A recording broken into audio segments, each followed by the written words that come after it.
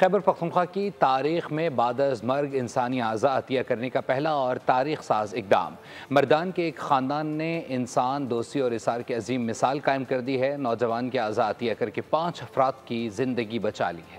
حادثے میں مردان کے 14 سالہ جواد خان کے انتقال کے بعد ان کے اہل خانہ نے ان کے اعضاء کو عطیہ کرنے کا جرأت مندانہ فیصلہ کیا۔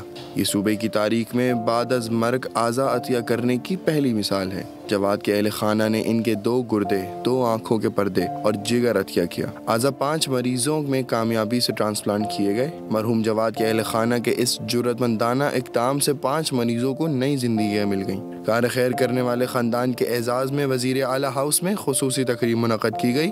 وزیر اعلیٰ علی امین گنڈاپور نے کہا، اس تقریب کے صدارتی کرسی پر بیٹھنے کے حقدار صرف نورداد خان ہیں۔ وزیر اعلیٰ نے اپنی طرف سے جواد خان کے تمام اہل خانہ کو عمرے پر بھیجنے کا بھی اعلان کیا۔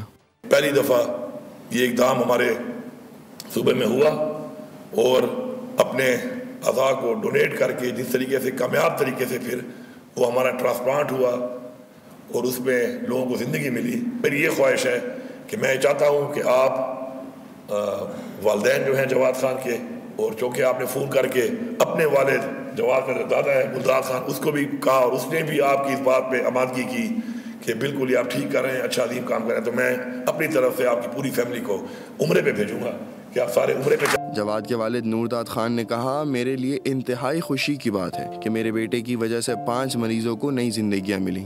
میرا پوتا جو تھا میرے لیے بہت لاڈلا تھا اور میں اس کے ساتھ بہت محبت کرتا تھا۔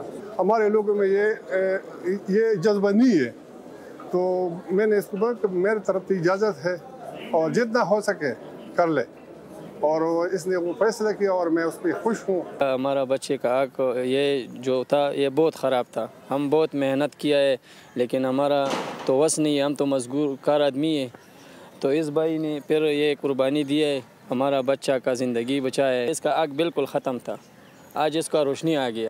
راشد دورانی نامی شخص نے رجسٹریشن کر کے بعد از مرگ اعضاء عطیہ کرنے والا صوبے کا دوسرا شہری بننے کا اعزاز حاصل کیا۔ سبسکرائب کریں اور بیل دبائیں تاکہ کوئی خبر رہ نہ جائے۔